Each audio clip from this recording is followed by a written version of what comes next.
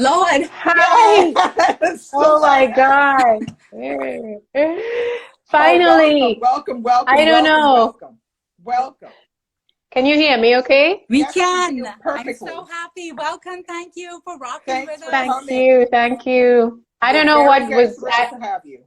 I don't know what happened. I couldn't join. No, don't worry about it. That's Instagram. It can be kind of broke sometimes, so don't worry about Yeah. it. The most important thing is that you're here, and we're just so thrilled to talk about your book, and hopefully we'll incite some of our watchers or all of your watchers to actually pick up a copy and read it, because it's just a wonderful collection of short stories. Whew, he started off my June, my read Caribbean. I'm not Caribbean, but I feel like I should be at this point. Well, I was listening to you ladies, and I was sitting down here nodding my head. I was like, they get it. They get it. Yes, queens. Yes. I'm excited. Okay. Why don't we do the first question? Yeah, I'll give you the first question, Christy, to Celeste. Okay, so I'm gonna just read. I wrote like copious notes, and some of them I sent to you, Celeste, so you know. So one of my first question is about circumstance and power, right? So for me in this novel, what was often recurring were themes of circumstance and power.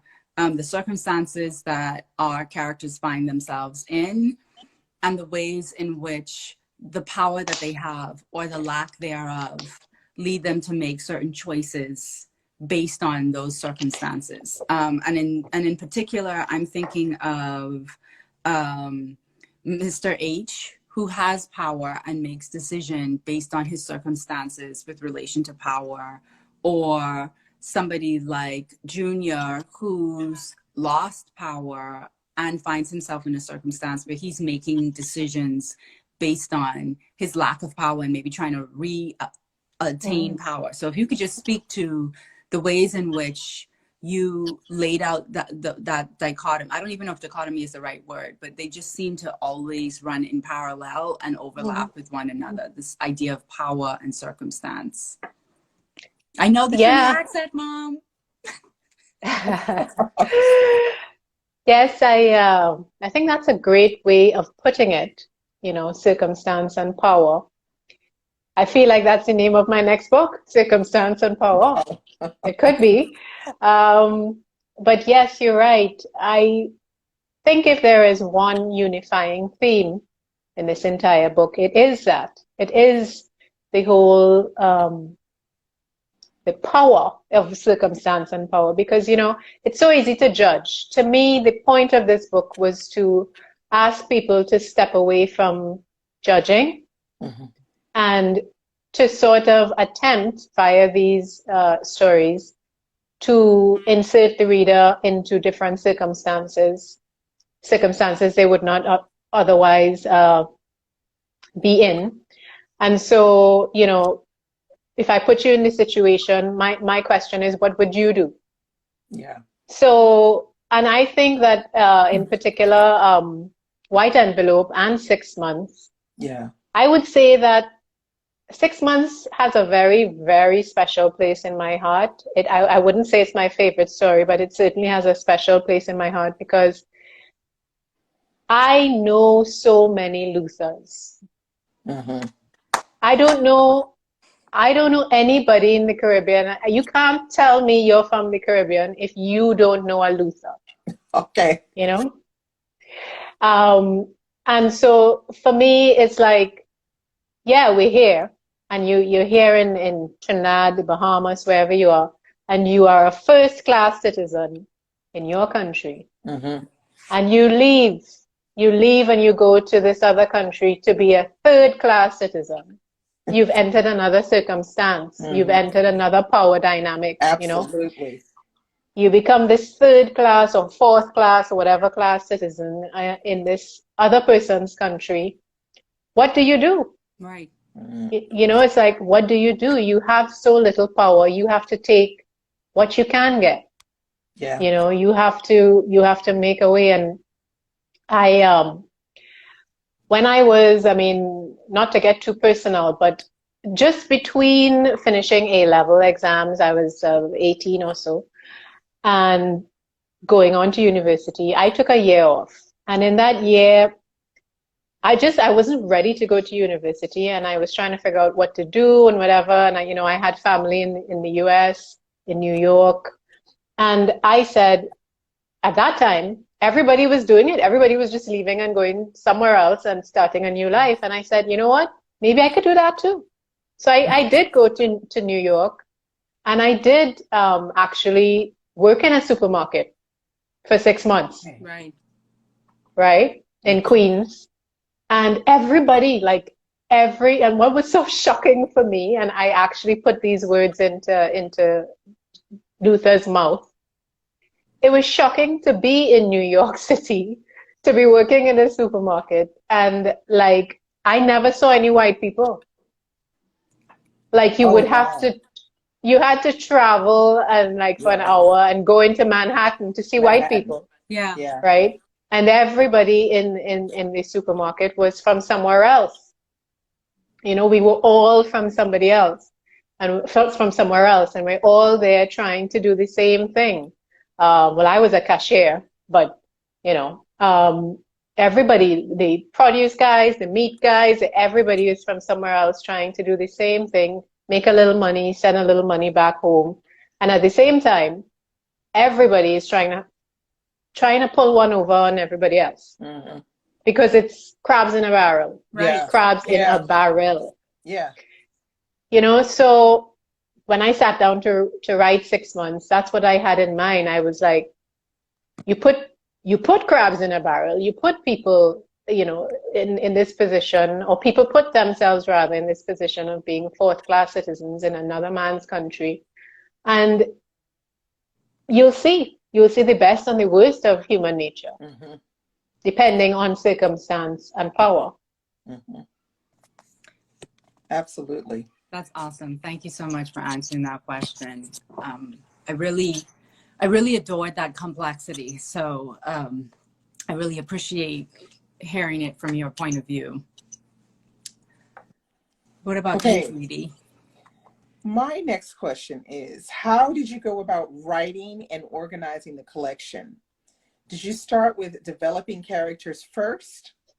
Or did you have a plot line or story in mind to tell? So, pantser, planner. I want to be like a really cool, sophisticated author and tell you that I planned this all from the start.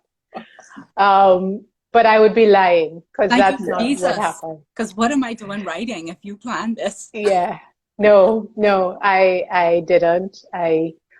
I want to say that what came first, none of the things, not plot, not character. I want to say theme. But even saying theme would be a misrepresentation because the truth is, so we go back to the personal details, mm-hmm. the secret personal details that only the people who follow Brown Girl Reading will find out, right? I started my MFA program at a time in my life that was, it was a busy time. I had just moved into a house that wasn't finished, trying to finish it, got into school, didn't think I would get into school, got into this program that had me flying back and forth, and then I found out I was pregnant. Okay. So all of this is happening, and which one of these things should I drop, right? Oh, yeah. And I decided none. So I'm trying to do all of this, and I'm trying to meet the requirements of the program, which require me to write at least 2 stories a month and submit them. Mm-hmm. So what do I write? And at the time, I had to write close to the heart of my life. I had to write about the things that I was seeing every day, my own life experiences, the experiences of people I knew, and because that was what was accessible immediately to me. Mm-hmm. Mm-hmm. So I started writing, just writing, handwritten writing. And then when I sat down to pull my thesis together after 2.5 years, because I had to take some time off, having a baby and all. When I sat down to write my thesis, I I had a meeting with my advisor, and after he left the room, I started to cry because I just could not figure out how I was going Yeah. to make sense out of all this garbage that I had written. And so I sat down, and then, I just I started drawing. I'm somebody who's very visual. Okay. So I started like drawing, and I realized, wait a minute, thematically, these things were linked. Yeah. I hadn't intended it to be so.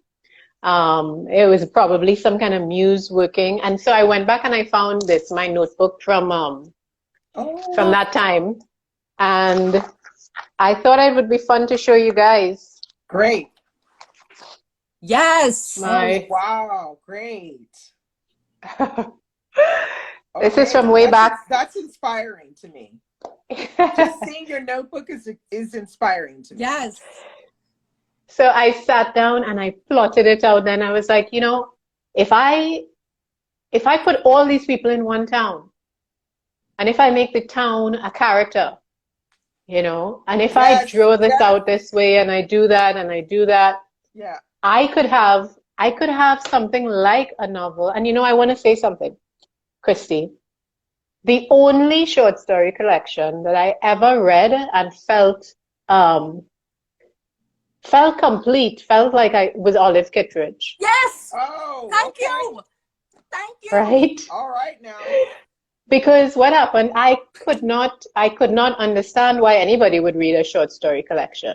Because, like I would read a story, invest my soul in the story, and then 10 pages later, you want me to do this all over again. And you want me to do this 6 times, right? Yeah. So I said, you know what, if I am going to do a short story collection, it has to be the Olive Kittredge of the Caribbean.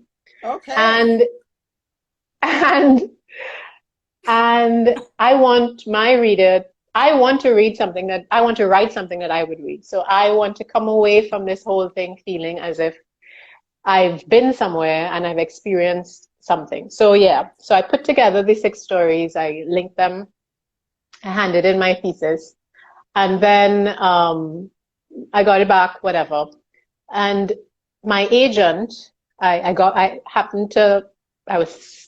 was lucky enough that somebody agreed to take me on an agency. And she said to me, she read it and she was like, this is good, but it's not complete. And I said, you know what, she's right. So I spent 3 more years adding to those 6 stories. And I added the prologue, the epilogue, and Santimanity. And when I was finished with those, somebody said, well, now you have 9 stories. Why don't you write 1 more and make it 10? And I was like, nope, I am finished. I feel not about the number. I'm finished. This is it. Yeah. This is, and So I feel like I was waiting for those 3 years because I read you in the New England Review. I've been waiting. Yeah. Yeah. So it was never planned from the outset, but I would say the vision came to be around 2016 is when I really had this vision of making it into what it is. Well, that's really inspiring. So if there's anyone in here that's a budding writer, you've already given some pointers in your explanation. The idea that you said you wrote about what you were seeing and what was what you knew. You were writing what you were feeling. And I feel like that's probably where a lot of people should start when they're trying to write. Yes, that would be my perennial advice to a young writer. Write close to the heart of your life. Find something that you care about and write about it. I think that's what people respond to. They respond to your caring that comes out on the page. I don't think they necessarily respond to degrees and awards and stuff, Absolutely. Do we want Celeste to read? Yes, it would be nice to hear Celeste read. I'm sure everybody in the comment section wants to hear Celeste read too. I'm not seeing any yeses, so I guess maybe not. Yeah, y'all come on now. Bring the hearts, the hearts and the yeses for Celeste reading. Okay, Come so on, y'all. Yes, okay. I see some more yeses I coming. okay, so it's I'm glad you all have been talking about White Envelope because that's the one I think I'm gonna read from. And I don't really feel Excellent. like I don't feel this excerpt needs a lot of context. So I'm just gonna dive in, okay? Okay.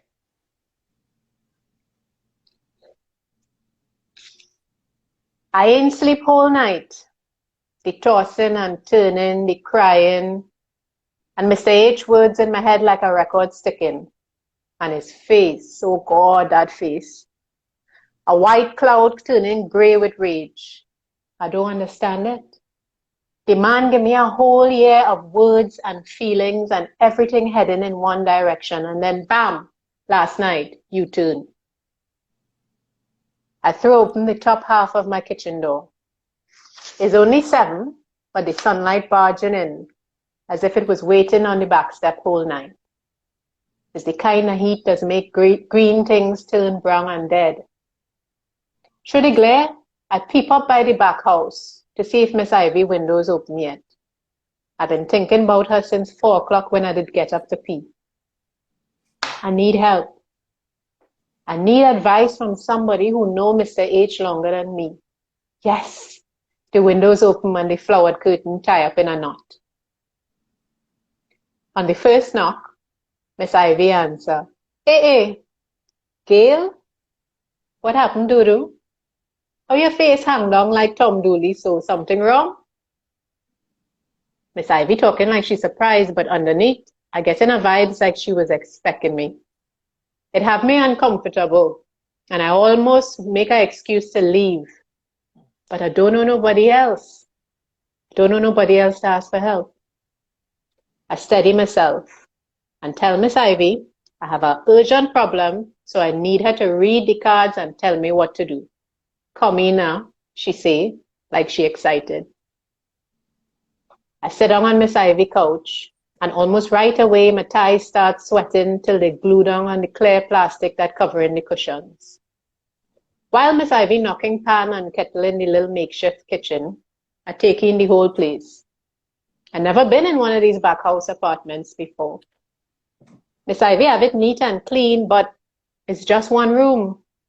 Only a wobbly fiberboard screen blocking off she jail-style bed. And she'd a shared toilet with Mr. Winston, the old man living next door. Through the thin paneling, I hearing his TV on that Seventh-day Adventist program. I wonder if he might hear what I telling Miss Ivy. But I have worse things to worry about. If I don't change Mr. H's mind by month 10, I might be making baby in one of these cardboard box apartments. Nah, no Jesus, not my child. Not my half-Syrian child.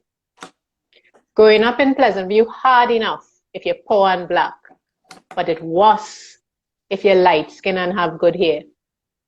Then everybody knows some high-color man that take your mother for her ass, and that you have a fine, respectable daddy who don't want you. You come like a double joke. No, not my child. Miss Ivy reached back now with the deck of cards she does use to see the future. She rested down on the wobbly center table between us. Give me the full story, she said, and don't afraid to call name. I start talking, and then I start crying. But the old lady just sit down there, stone face, sipping she orange peel tea. She never once blinked. And when I done explaining, it's me who have to drop my gaze. What it is you really want, my child? She asked. How you mean, Miss Ivy? I stutter. God bless me with a child and a child father who could take me out of Pleasantview. I have a chance for a proper family. I want my family, Miss Ivy. Resting down her mug, she say, Gail Doodoo, God will never bless you with a next woman husband. And I could put my head on a block. He ain't bless you with Mr. H. How you could say that, Miss Ivy? You ain't even watched the cards yet and you're talking so negative. I don't have to watch the cards to tell you about Mr. H. I cleaned that man's toilet for 20 years.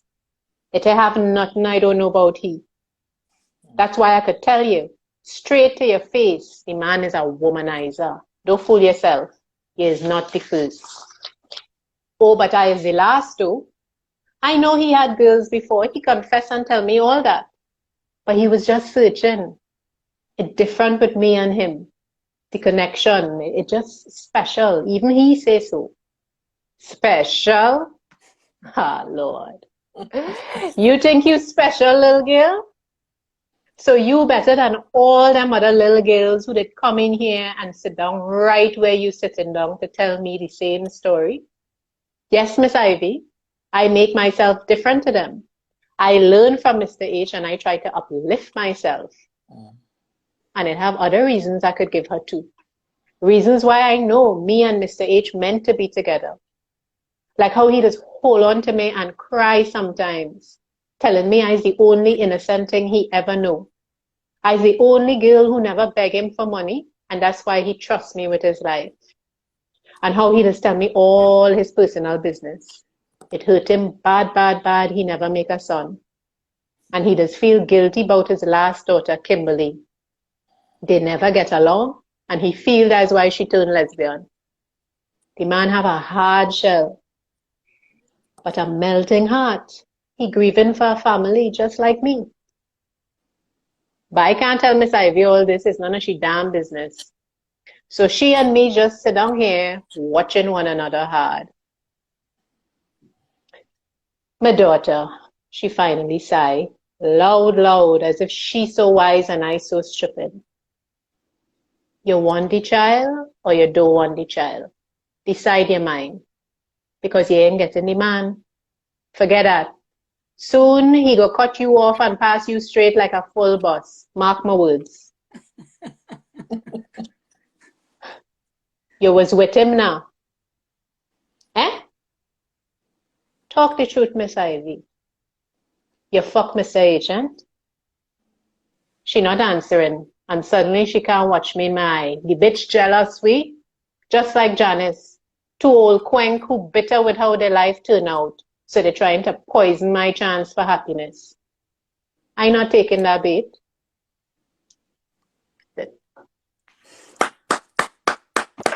was great. Somebody in the comment section said, please make sure you record the audio version yourself because no one else can do it like you. I hope so. I hope so too. Listen, because I feel like when I was reading it, I was trying to imagine what I would be hearing. But since I'm not as familiar with the different accents of the Caribbean, I had some difficulty. So hearing you read has put the spin on it for me. So now when my paper copy arrives in 1 week, I'll reread it with your voice in mind. It'll help me get into the mood. Anyway. Sure.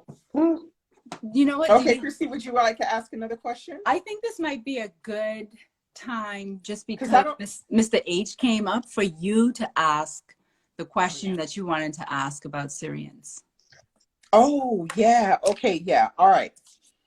So how do the non-Black residents of Pleasantview impact the Black residents of Pleasantview? And how did the relationship between the non-Blacks and Black peoples in Trinidad begin, specifically focusing on the Syrian and Indian presence in the Caribbean? Yeah, that's a great question. It's also quite a complicated one, but I'll start in the easy section of that question. So for your benefit, Dee Dee, because you may not know, being you said African American and all that. Yes, we have that shared history of slavery, transatlantic slavery. We do. And in the British, in the British colonies at that time, you had abolition and all of that. And so like around 1834, between 1834 and 1838, slavery came to an end. And in some of the colonies in the Caribbean, the larger ones, where there was a lot of free and arable and open land where slaves could, of course, if you're a slave, you're free, you bolt off the estate and you go find a piece of land to farm on your own. So you had all that happening in some of these territories, the larger ones where there was a lot of land available. And so they had to find alternative sources of labor. Okay. And they tried a couple places, but it seemed like the best fit in terms of the physical ability of the laborer was really India. So you had something called in Indian indentured immigration starting in 1845 and continuing in Trinidad until 1917. Okay. So they would, it was supposed to be that this is not slavery. This isn't slavery, right? This is, you're coming and you're going to get paid. And at the end of 5 years, you're going to be able to go back and whatever. But I mean, come on.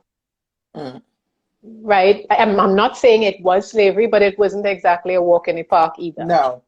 So you had them coming and, like, for example, my great grandparents, on my mother's side. So, and they would be all on these estates and whatever doing agricultural labor. And part of that whole legacy of Indian indentured immigration is that if you read the history books, there came a phenomenon called the coolie wife murders.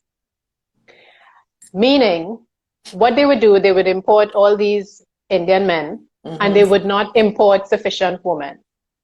And so they'd house them in these barracks, all of these men, very few women.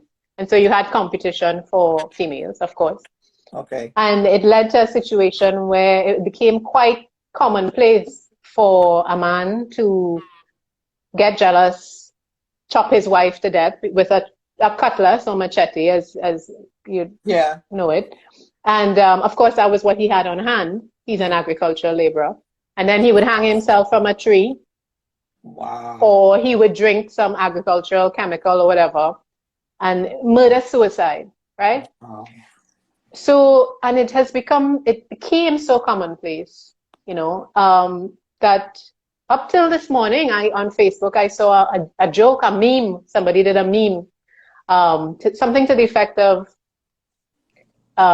he went to the agricultural store to buy some chemical and the person asked him if he was doing gardening. And he said yes, but it was really because his wife left him. A meme to that effect. So it is so commonplace, right, in Trinidad society. So anyway, so you had the Indians coming, and the thing about the British, whether it was the Indians, the Chinese, the Portuguese, whoever came, their policy was divide and rule, right? So they would tell the Africans, they would kind of pit us against each other. So you don't talk to them don't talk to you. You know, and so coming out of that whole experience, you kind of you have racial tensions, you have things brewing beneath the surface that we don't talk about. And so, Indian immigration ends in 1917, Indian indentured immigration. And then in that early part of the 20th century, you have other people beginning to come, like Syrians. Okay. Now, they're not coming as indentured laborers. They're coming, trying to, avoid conflict and so in their homelands. And they come here, and at one time, they were like the bottom of society because they would come with their little suitcases full with goods, and they would come door to door to these same Black and Indian people selling little goods, But over time, that changed. And the same little merchant class of Syrians became quite wealthy and quite powerful. To the point where now there's a whole movement of people refer to them without saying Syrians. It's now, the in thing to say the 1%. Okay. Right? And so there's a whole movement, I don't know what word to use, like directing all the angst against this tiny group that seems to be doing so well. So I wanted to mirror that same thing in Pleasantview. So Mr. H and his family, they are Syrians. They own a cloth store, which is pretty standard. And they're at the uppermost echelon of society in Pleasantview. And you do have some Indians, Jagrup and his family, and then you do have, yeah. And that whole power dynamic of viewing the Syrian as taking advantage and also viewing them as possibly a way out. So you're aspiring. Gail is aspiring for him to be her baby father. And all of those things that you find in normal Trinidad life, I tried to mirror those because I didn't want to make Mr. H just a flat villain. Right. I also wanted to, and his wife as well, I didn't want to make them, because that's not what I'm trying to do. I'm trying to also ask you to consider, he's Syrian, so what? He's still a person. Yeah. He still has problems. His marriage is how different is that to a lot of marriages, you know? Exactly. You know, he is, you know, are we on Gail's side because she's trying to get something out of him, or are we, you know, it's like, it's very muddy. The waters are muddied. It's not just black and white. It's very gray. Which is life. Right. Life is gray. It's not. Life is gray. And, you know, I just feel like we as a nation, we need to have these conversations where we step away from all the inherited misconceptions or assumptions about each other and just kind of say, is this really what we want to believe? Exactly. You know, is this really it? That this person is bad because they're this race, and this person is good because they're this race. So it's not that simple. It's not that simple. Yeah. So I think that particular white envelope, you really just have to read the whole book in concert because was so important in raising that question of like this cannot be a dichotomy of either or. This is a both and situation, especially in that reading that you had where you see Gail come to the realization that Miss Ivy had a thing with Mr. H too, right? And it's both this moment of Miss Ivy being like, girl, don't be dumb, don't be stupid, because when you dumb, you dangerous. Yeah. But there's also that question of like, Miss Ivy, you mad because I might get something that didn't happen for you, eh? Yeah. Right? So it's not just Miss Ivy looking out for Gail, it's also Gail having to really be suspicious of the advice she's getting from a woman who might not want her to get on or get out. And she's right. And she's right. Yeah, right. She's right. It's both and, right? And I really, that is just recursive throughout the novel. It's recursive. It's like, oh, you want, I'm sorry, I'm going to use this. Sorry for anybody who's like sensitive or squeamish, but like that statement, fucking for betterment, I was like, this is now a part of my vernacular. Like you want to be mad at Luther Jr. for being like, oh, I'm fucking for betterment. I'm fucking for betterment, yeah. But then you're just like, but what else is he going to do? Because oil in Trinity did drop to $9 a barrel. He did get laid off. He does have 2 children to feed. He is now in this space where, and like, again, with this circumstance and power, right? Like, can he leverage his circumstances in the US that would make him be able to bring his family over, right? And it's just the best laid plans. And so it's always this, what are you doing? But also like, I see what you're doing though.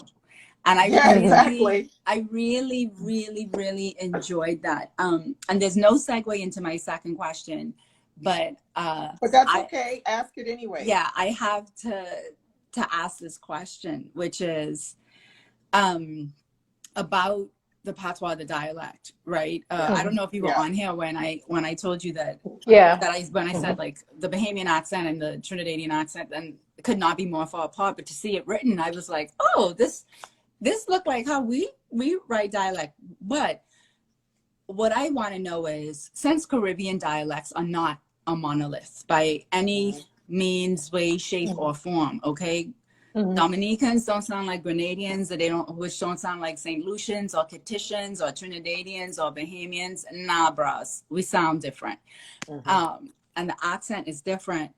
But I wanted to know about your process in deciding how you were going to lay the dialect down on the page, right? Because sometimes for me, when I write, it's syntactically driven. Sometimes it's phonetically driven. And some of those choices are just internal. So I'm always interested to see how anybody writing in any form of dialect is making the decisions that they make when they put them on the page. Yeah. Yeah.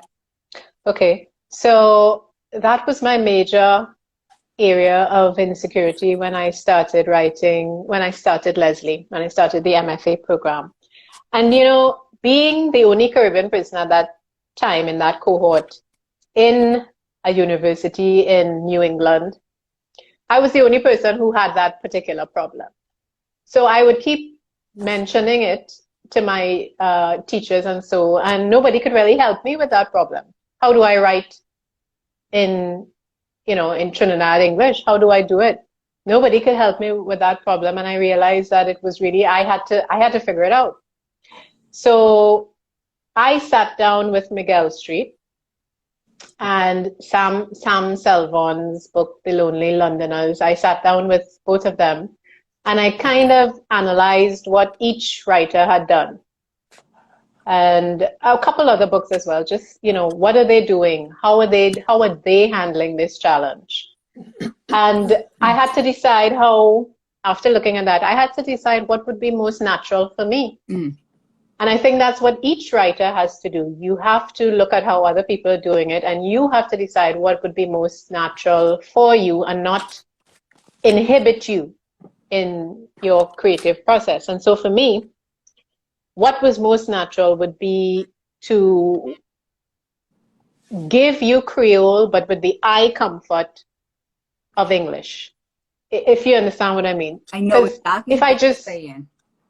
If I go just Creole on you with phonetical spellings and whatever, and all these words, our words and whatever, you would not understand, people outside of Trinidad probably would not understand what I was writing.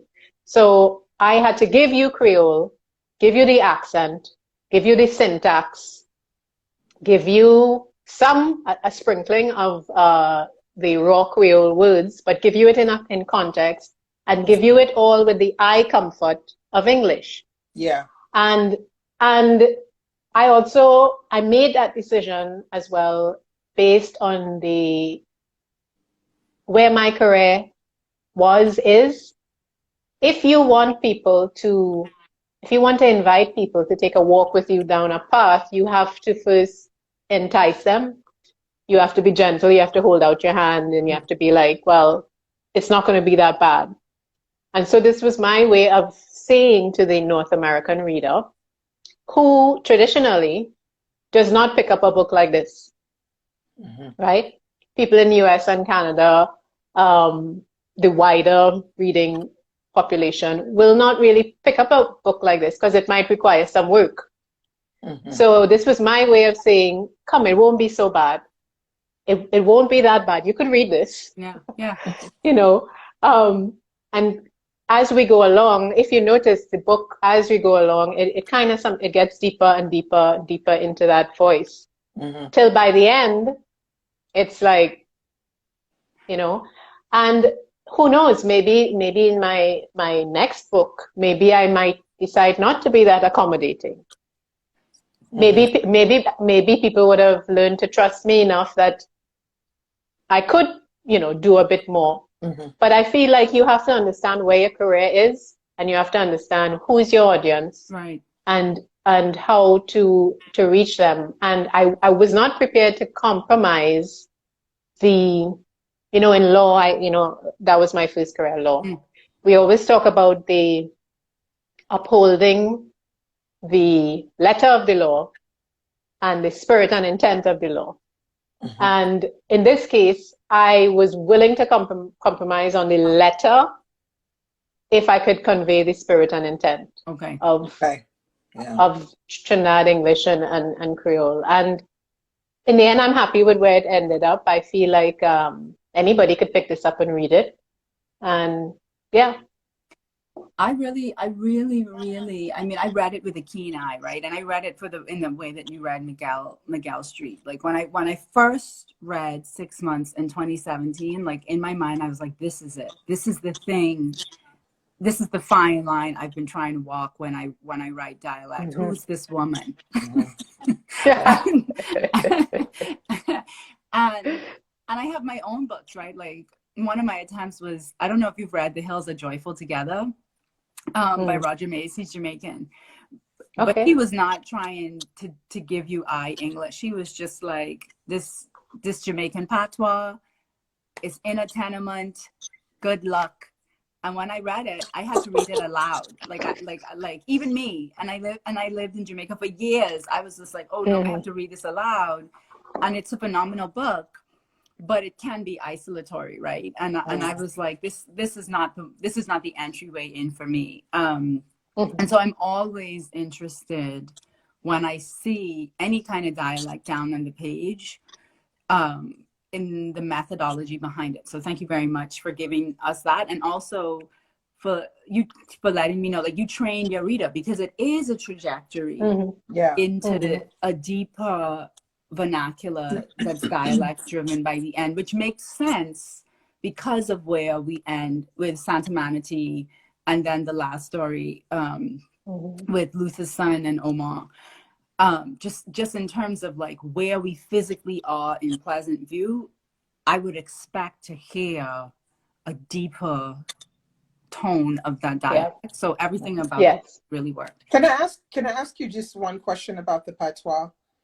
Mm-hmm. Do you feel like books that are coming out of the Caribbean, if they don't contain patois, that there's something that is not as authentic as if there was patois? I think for me, I think we have to admit that each jurisdiction, each country in the Caribbean is different. Yeah. And within each country, each stratum of society is different. So if perhaps I were writing about a different class of people in Trinidad, I would not expect to see so much patois. Okay. Right? So the higher up we go, right? Yeah. The less patois. You'll see less on it. So you could write a perfectly authentic story about a certain type of Caribbean person, and have very little patois. Okay. Except on the occasions they might interact with a character who is from a different setting, Right. Yeah. Okay. Because not everybody, there's this whole concept of what's your mother tongue. For some people in Trinidad, your mother tongue is Trinidad English, patois. Mm-hmm. And for some people, their mother tongue, like I have neighbors, their mother tongue might be perfectly standard English. Okay. It's what you hear at home, Okay. So I think it's possible to do an authentic book set in the Caribbean that does not utilize patois to the fullest extent, but depends on who you're writing about. So basically what you're saying is if you're writing about a strata of the Caribbean where these people speak patois on a daily basis, and the book is being written in just straight up English, that there's something authentic missing. There's something missing. But I would put it this way, as I said somewhere else. So much I don't feel comfortable speaking about any other jurisdiction, Barbados, Jamaica, whatever, but I could say for Trinidad, so much of life here, so much of the way we speak, so much of everything is about rhythm. Okay. I don't know how you would convey the same rhythm in standard English. Yeah. And if you were to try to write in standard English, it would sound so fake. Mm-hmm. Yeah, I know. Yeah, I agree. Yeah. There's something You fake. know, There's something fake about it. and it would also be untrue. You take the rhythm out, and you're not really conveying a sense of the place. Yeah, I see what you mean. Okay, because this whole idea around patois is something that a lot of people talk about, and I feel like the only people who can really speak on it are people that are from the Caribbean, writers that are from the Caribbean. I would put it like this, just as a last comment on that. Recently, I read The Vanishing Half by Britt Bennett. Yep. Mm-hmm. And what I loved most about that book was that it talks about the Black American experience, but not just Black American, but Black colored, able to pass for white, that experience in the South, in the deep South or whatever. And the most enjoyable parts of that book for me were the parts that were almost, she did the same thing. She gives you ebonics, if you want to call it that. Yes, she gives you the whole, but with the eye comfort of English, standard English, right? But she has that rhythm. And so I'm reading it and I'm getting that, I'm just getting it. And like, I feel like I'm there, And it's the same thing. Imagine if she had written that in perfectly standard English. You would be like, what? Exactly. Yeah. Perfect. I want to just ask you one more question. It's about the way you're writing. Let's see. There are many different scenes that have a cinematic element to them. Is this how you often write? Does this come naturally to you, or is it something you deliberately work towards? Because I was thinking of that opening scene of, I think it's Home with Kimberly, where you have the very beginning. You say the father is sliding down the seat after he's been shot, and then we clip to Kimberly kissing down the front of her lover's chest, and I'm like, oh, this is so good, because I could just see it. I mean, visually, it was like cinematic. I was like, oh my God, Pleasantview, it's a movie. How did you do this? And you do it, but you do it in other parts of short stories as well. And I just found that it was something that you seem to do quite a lot. So I thought maybe you write like that naturally, or those images come to you naturally. Yes, that is. I don't know how to not write in that way, because I am a very visual person. For me to, I'll give you a joke. When I was 17 or whatever, how old I was when I was going for my license, my driver's license, you go, you learn to drive with a person who teaches you, you study the book or whatever. None of that worked for me. I had to actually draw. Okay. I had to draw. The car moves this way and then it goes this way, because that's how I process things, very visually and with visual aids. Visually. And so for me when I'm writing, I'm seeing it. I'm seeing it in my mind as if it is a movie. As if it's a movie, yeah. And that's what the process of writing is for me, getting the movie in my head onto the page. So yes, that's how I write. Love it, love it, love it. Love it. I want to be mindful of maybe anybody in the comments. If anybody has questions in the comments, I have a ton of questions. I have a litany. I just pushed up the question button. I have a question from Words by Carolyn. Celeste, any plans on doing an audio book for Pleasantview, and would you narrate? Well, yes, I have those plans. I don't know what plans the universe has for me, because I have been talking to my agent about that, and she is actively trying. I don't know how much you know about how these book things work. I didn't know anything about book publication until now, but she has to try to sell those rights Right. to somebody some audiobook producer. And as you will imagine, they're not really lining up for a book written in a mix of English and Creole, because they're like, who's going to buy that, right? So I would love to do it. And I would like to be the one to narrate it and everything like that. But we just have to find somebody who would be willing.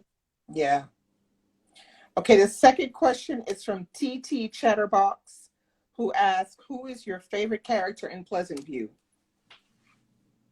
If you have one, because I mean, I'm sure you have, they're like your babies. So choosing one might be difficult. I'm smiling because when people ask me that, I usually ask them, who's your favorite character? But mine is, and 9 times out of 10 people say the same thing. My favorite character is Miss Ivy. Yeah, mine too. Absolutely. I think like in every Caribbean town, city, village, hamlet, there is a Miss Ivy. There's a Miss Ivy, yeah. There is a Miss Ivy. Just see if there's any questions in here. Let's see. I have to look all the way through. While you're looking, I'll ask a question. Go ahead and ask a question. So you made reference to the fact that, you know, you wanted Pleasantview to be a character. And my question is, Trinidad and Tobago is a character in and of itself in this collection, right? And I wanted to know, because you have 2 footnotes in the novel. The footnote giving us the definition of Santa Manatee, which is no mercy. A footnote about Bocas del Dragon, the dragon's mouth. But in general, I wondered, while you were creating this fictionalized version of Pleasantview, which of course is based on real life and like your own wonderful mind, what research you did outside of what was already close to you about the place and the space of Trinidad that you brought to bear on the novel and short stories? Well, I didn't have to do a whole lot of research, let's put it that way. I have been a history student. I did history in school, European and West Indian history, and I've been a student of history my whole life. And it was kind of fortuitous in a way that I had been asked to do, while I was writing the last 3 stories, I had been asked to, I was commissioned to do a piece, to write a piece, and for somebody, for another entity. And I was given the all clear to go into the archives of the University of the West Indies and just browse around, you know, and see if I found anything that took my fancy. And so in the process of kind of doing that commission, there's so much stuff in there for a history buff, you know, and to look at old maps, like the whole Dragon's Mouth thing, looking at an old map of Trinidad and actually, you know, like actually seeing on a map how close we are to Venezuela. And actually seeing the straits, because I've lived here my whole life and I never think of them as straits. Straits, you know, straits, S-T-R-A-I-T-S. That's something you learn about in geography and, you know, it's like somewhere else. But actually seeing it and like understanding why we were geographically important to the Spanish and the British and the American. Why we're so important? Because we're so close to the mainland. And, you know, it's like all of those things fed into this book. And that's why I named that story The Dragon's Mouth. Right. You know, and why I put the footnote there. And then as well, I did do some research when I was writing Santa Manatee into the whole extempo tradition and Yeah. deeper research that, I mean, we know the story of Carnival, but it was drummed into my head in school. But to actually go and do further research as to how did extempo come to be? Why did they need to do this? Why, Yeah. you know, so, and I elicited the help of somebody who is an actual Calypsonian and extempo champion, and we had conversations, about it as well. And yeah, because I just wanted that whole authentic experience. Santimanite is my favorite story. You asked who was my favorite character. Well, my favorite story is Stories of Santimanite. Sentimentality. I love Okay. that Yeah. story. Great. That's in my Okay. top 3. The next question we have is from Bibliofro. She says, do you have any favorite writers? Okay, well, I will say I do like early Naipaul. Early Naipaul is my, V.S. Naipaul is my favorite thing to read and read and reread and reread and read. I mean, something happened to him along the way and he became, not so fun to read anymore. But early Naipaul is probably my favorite thing to read.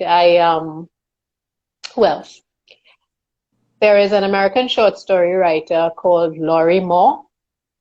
I love Laurie Moore's work because it's so different to mine. And I aspire to be able to write short stories like she does, which are very moving and emotional, but in a very subtle way. Mm-hmm. I do. I mean, he has had his problems and so, but I do really like Juno Diaz. Me too. Yeah, I do too. I liked him. And who else? Who else do I have on my? Of course, I like Marlon James, but who else do I read a lot of? Margaret Atwood, Mm-hmm. Kind of the classics. But I would say that V.S. Naipaul, Juno Diaz, Laurie Moore, those are people I actually study their work. Yeah. Do you know Lauren Groff? This is an aside, but if you like Laurie Moore, you might like Lauren Groff. They're similar. Okay. She has a similar They have a similar style subtlety to her work that you might appreciate, just as an Okay. aside. I wanted to, any other questions, Didi? No, for the moment, no more questions. So you can go ahead if you want to ask your last question. Go ahead. I'm so split. I have so many questions. Okay. So do I. I'm just holding back because it's like we'd be here for like 3 hours, girl.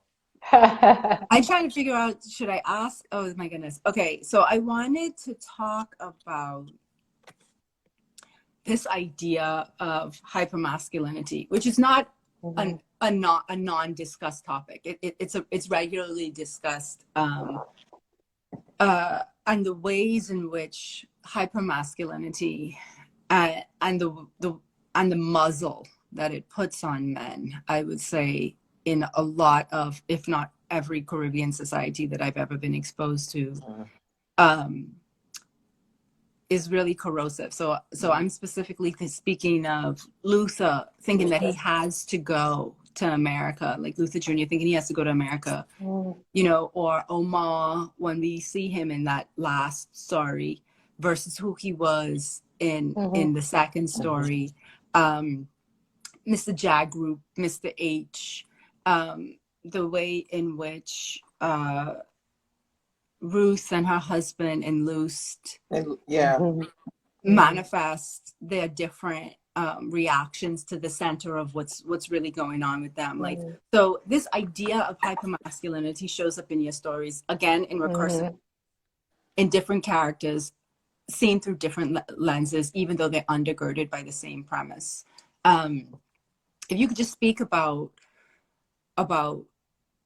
its place in the novel and short stories, and what it's doing for your characters, male and female. Yeah. In another place I think it was on Facebook, I had made the comment that I feel like again, just speaking for Trinidad and Tobago's culture, I feel like our culture raises strong women and fragile men. Mm. I feel that that's what it does. It's like, and it's so, I want to say annoying, but it's worse than annoying. And I feel that hypermasculinity is a cover for fragility Oh, Mm. absolutely. in Mm. men. Mm. So time and time and time and time again, you see men in this book and in real life, in the same historical phenomenon I was talking about the wife murders and the murder suicides. Mm. I mean, you see it all the time where what a woman is expected to deal with and carry on her shoulders with strength and dignity and without complaining and with, you know, what we are supposed to deal with, men can't seem to handle it, you Yeah. know, and they react in these hyper masculine ways Yeah. as a Yeah. cover for it. So, you know, Trinidadian woman, okay, yes, yeah, you have to take horn. That's what it's saying. Horn is part of it.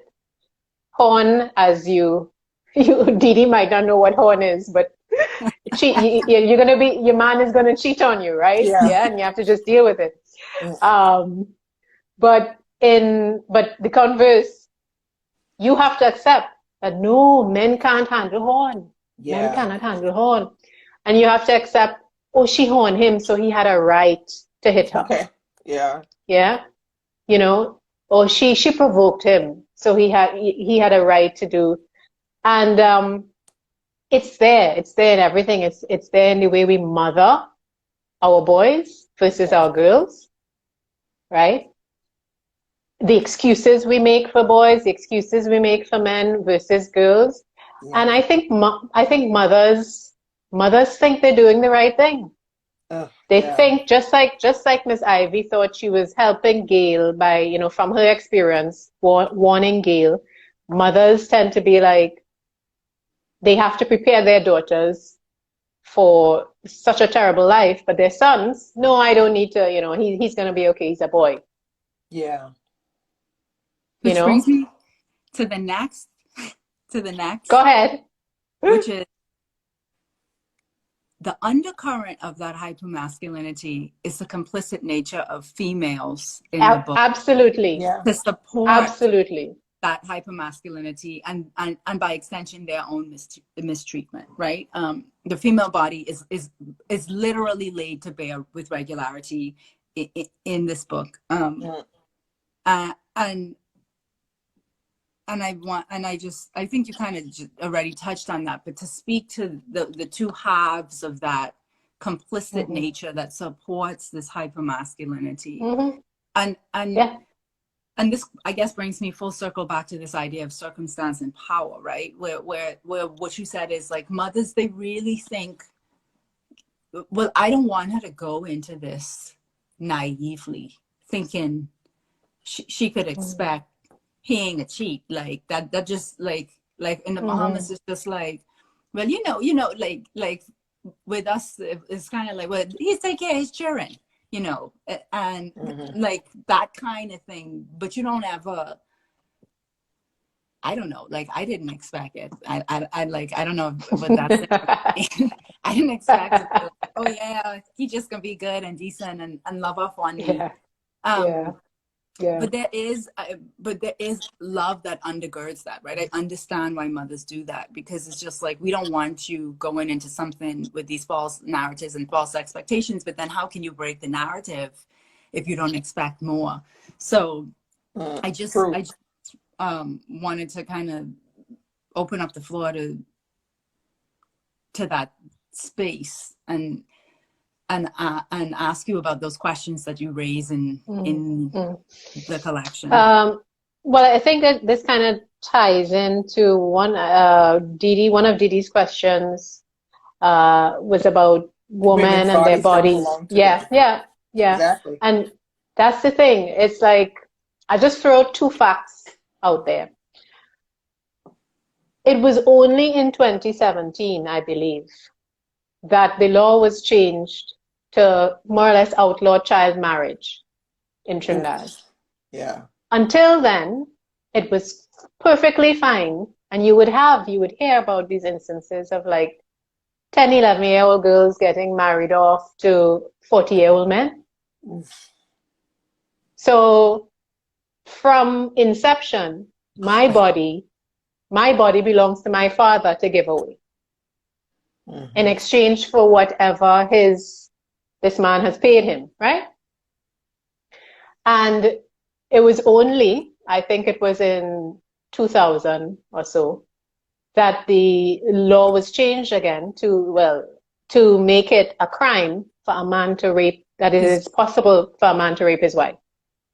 Wow. That just hit with us too. I knew that was going to be one of your laws because that just hit with the Bahamas too. Yeah. So after my father, the first owner of my body, gives me away to my husband, right? My body is not mine. It still, because he owns it. Yeah. And when that whole child marriage thing was going on, I was so angry because you saw all these big hardback men coming out and saying, no, this is our culture. We want it to stay this way. Wow. You know? And not only men, there are women. The same woman, earlier this year, we had all these protests in Trinidad about, you know, the murders of women by men who they used to love. You know, we had all these protests and you know, you see all these people out with candles and walking up and down and whatever. And I'm thinking to myself,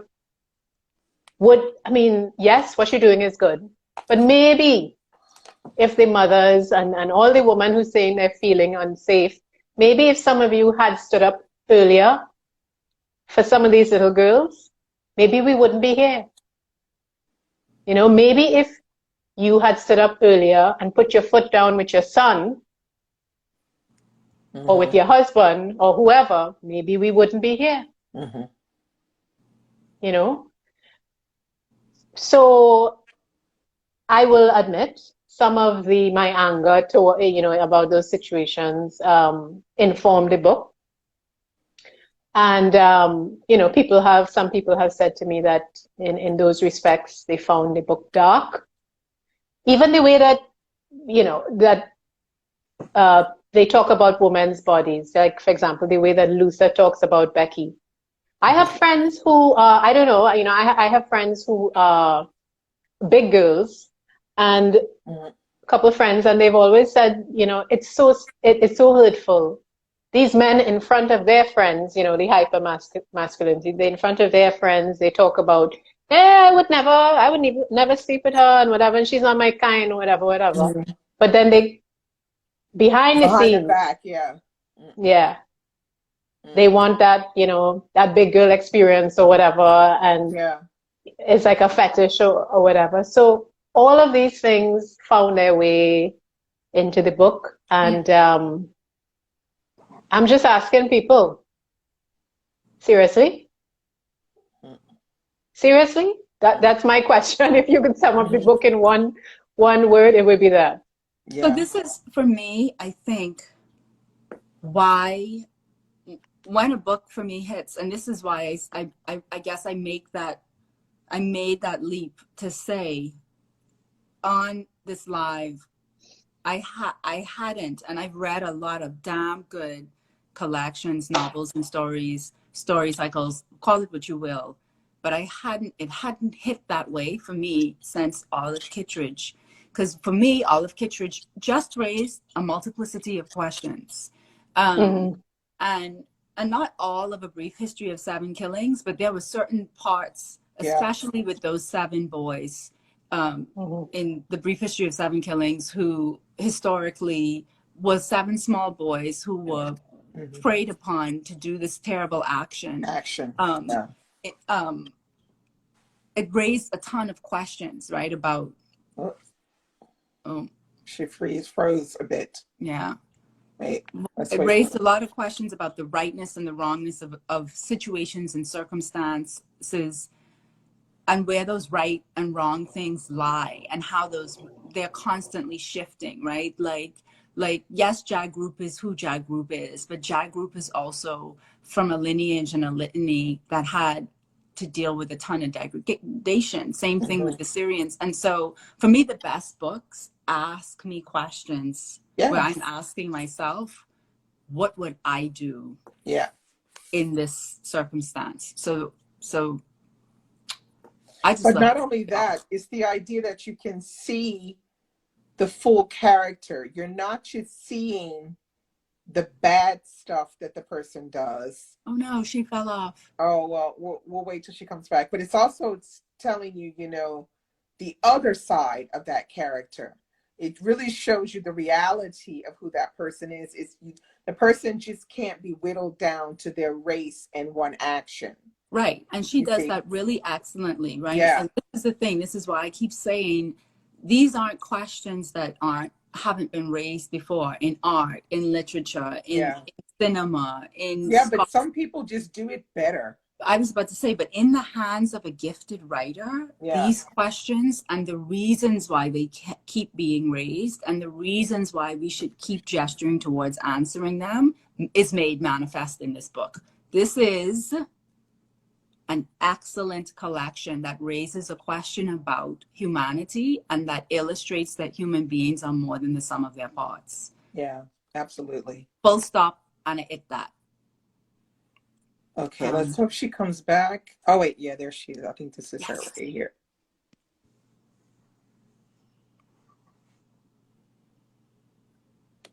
She should come back now. Awesome. Let's see if it's going to work. Hi. Yes, hi. Okay.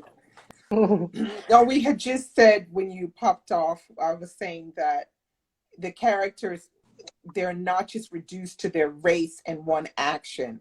We're seeing the full character, which in turn gives us this gray area that we were talking about before, which is it's not this tit for tat, wrong, right, black, white.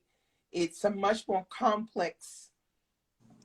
They're much more complex situations, you know. It feels like real life when you're reading the collection, and I think that's something that people should know. It feels like real life, and it's going to make you think about quite a lot of things, and not the things that you think it's going to make you think about.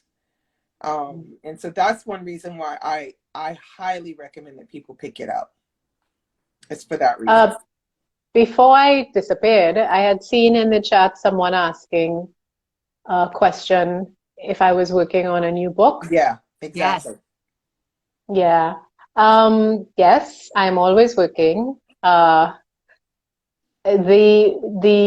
couple things. I have a couple things on my desk. One of them is a new short story for an anthology that I've been invited to join. Awesome.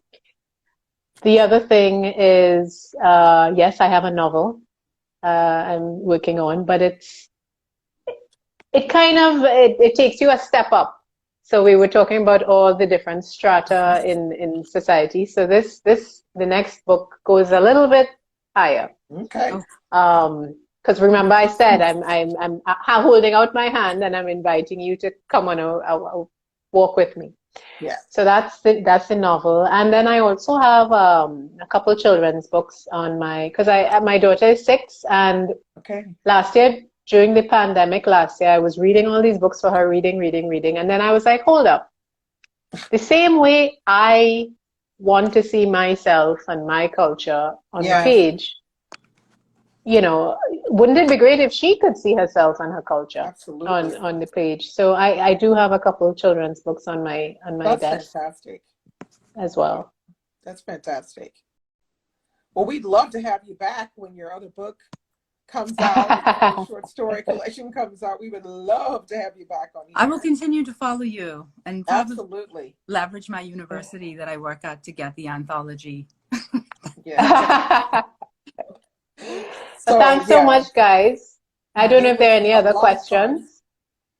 I'm so happy. Any other questions from the audience? I didn't see any other ones. just the one, the last one, which was what is if Celeste was working on something. Alrighty, you've heard it Okay. here. So bye bye, Celeste. Thanks so much. Bye, everyone. Thank Thanks you. everybody for coming.